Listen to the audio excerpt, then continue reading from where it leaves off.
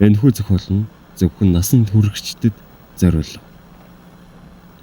Зүрх судасны өвчтөй болон эд мэдрэмтгий хүн сонсохгүй байхыг зөвлөе.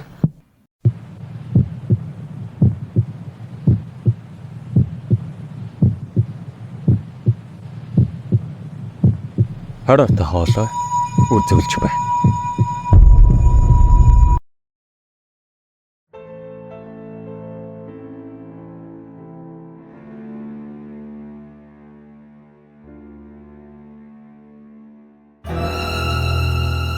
Зохиолыг бичиж дууруулсан цотхоо.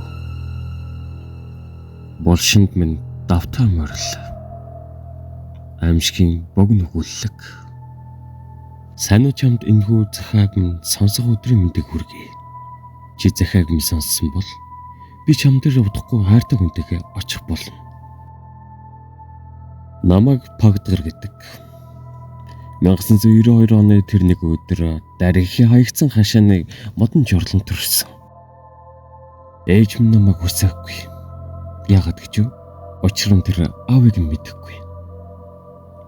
Найзтайгаа баарн тасартлаа уусны дараа ухаан мэдрэлгүй байсан ээжийг минь миний эцэг дагуулж явж харанхуй буудалд аваачин үчирхийлжээ. Намайг бий болгосон.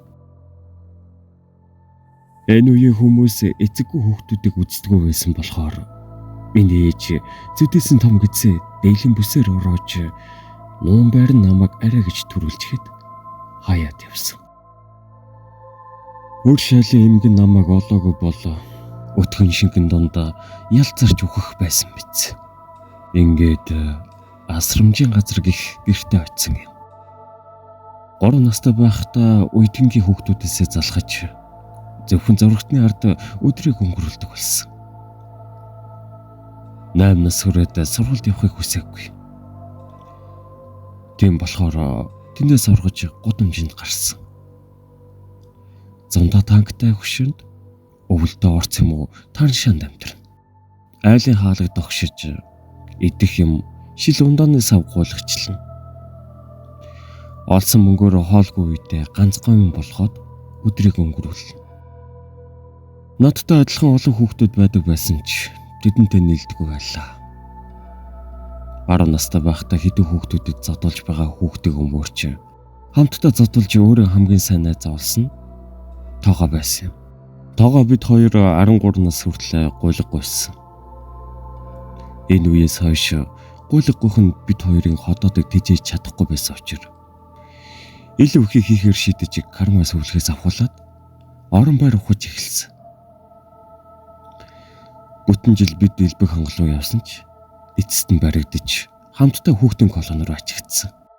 Тэнд ч их юм сурч тоогоо бид хоёр тэрэнд хийх хурган овургууд болж бодлого нарандаа гарах болоход сэрүүн чихтэй шоронгоос ганцаараа гарсан да. Яагаад гэж вэ? Яагаад гэвэл тоогоо тэнд байх нь таалагдсан учраас л тэр. 16 наснда нэгэн охиныг шахуургаж өөрт нь ордож чадахгүй байсан учраас араас нь өдөр болгон дагдаг байлаа. Харин нэг өрөө түүнийг дагж байхад тэр маань нэг өвгөнтэй уулзаад үнсэлцсэн. Үүнийг харсан надад харамлах эсвэл түүнийг үзэн ядаж буруутгах сэтгэл төрсөн. Тэр өвгөн түүнд минь захиа өгөхөд ингэртэ нагаад нүүр дүрэн инээмсэглэл тодруулангүйсэн. Би түүнийг ийм жаргалтай байхыг анхудаа харсан ч тэр зөвхөн минийх байх хэвээр. Тиймдээч би гэрийнхэн ойролцоо харанхуй гудамд хүлээсэн. Тэр ирсэн. Түүний зөөлөн урлыг нэг гараараа дараад нөгөө гараараа түүнийг боож гудамжны үзүр хүртэлж ирсэн. Тэр найрс яасан зөөлөн болброо байсан гэж. Нөгөө хүүний захааг муухай болохгүй гэж ингэртэ нааж авч явж байсан. Сүултээ тэрхүү захааг чихтэй гараараа өчийлхэн бацхыг харах надад ямар таашаалтай байсан гэж. Бүх юм дууссан ч гэлээ түүнийг ганцхан өөрийнхөө байлгахыг хүссэн. Нэг мэрэгэн санаа толгойд нь зурс бууж барилгын блокийг газар амьдралтай гомд нь тэнгэр хар эвтэх түүнийхээ толгой дээр 3 удаа болгосон. Яс бэцэрч хугарах ямар нэг юм шахагдсан дуурах тухайн үед үнэхээр амар байж доторыг нь муухай харуулсан ч хамгийн хацтай намайг хинч халаагүй. Хүмүүсийн хийхийг хүсдэггүй бузар булаахаар амьдралаа босгож 23 наснда 70 давхрын хажууд хашаа авч булштай цуг амьдардаг болсон. Эхний 7 өдөр сайхан байсан. Өөр ингэсэн орох оронтой болоод аж аргалын энерги толчихсан. Даавар ууж идээд л. Харин 9 дэх өдрөөс хий юм гаргуулсан. 16 настай байхдаа зөвхөн өөрийнхөө болгож үлдээсэн хайртай охин минь надад тэр ирсэн. Ихэнхдээ тэр надад юм дуурдаг байсан ч сүлд надад ярьдаг болсон. Ярихтаа надад зөвлөдөг болсон. Тэр маань надад эмэгтэй хүний жаргалыг мэдрүүлнэ гэж амласан. Түүнийхээ зөвлөгөөгөөр өдөр бүр өөр эмэгтэйчүүдийг өрхтөн гэртээ оруулдаг байлаа. Сарын дараа тэр нэг л өөр болж надад тэднийг аал гэж шивнэх болсон.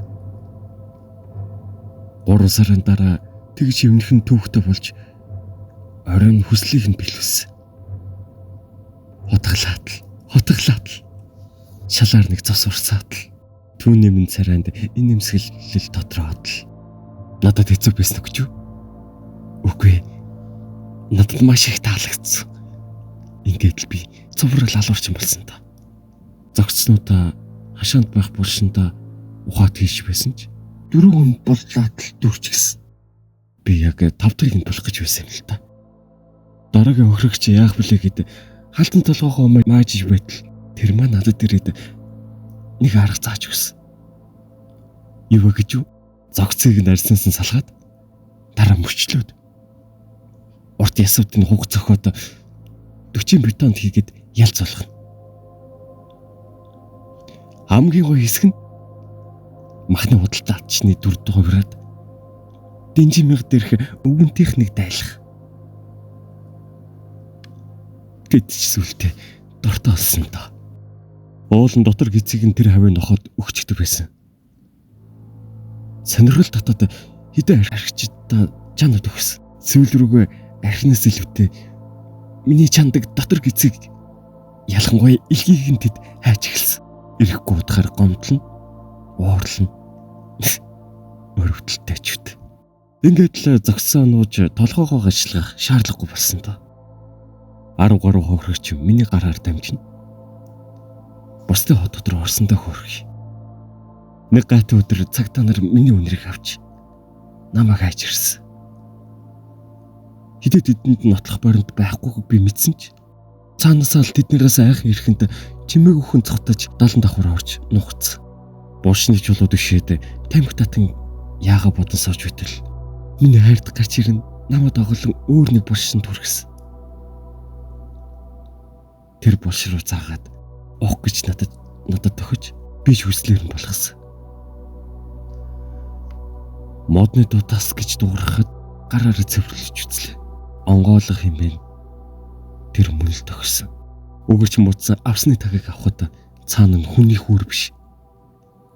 Цаашаа газрын үнлөө орсон хөнгөл байхан тэр. 4 хөллөд шургаж ороод би нүдэндээ ч итгэхгүй. Томоос том агуу байсан ба тэнд 100 гаруй хүн нүрээ дараг игнэн зогссон байсан. Нэг нь надраад өгөхөд гараа авахд тэрэнд нүур байгаагүй. Ам байдаг хэсэг нь жиснаа. Яг тэр хэсгийг гараараа ураад зогт хүмэд гэж чангаар хашгирсан. Би энэ хүзхээгаа бичиж дуусч байна. Тэртээ миний хайрлаж явсан охин байна. Үхэхдээ надад маш их өш санаж тэрэн түүнийг тэрэн болгож босгож ирж. Энд байгаа хүмүүс бүгд түүний цалиас.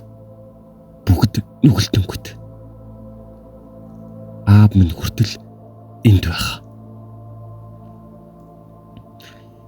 Тэр биднэр жижиг ч ихсэн нүгэл хийсэн ч хамаагүй хүмүүсийг авчирч ирэхийг шаарддаг. Хүний нүгэл амьд буйн түүний хоол, хүнс, ус агаар нь болохоор бид эндээс гарч чадахгүй. Яагаад гэвэл энэ бол тэрний булш. Бидний булш. би үхсэн.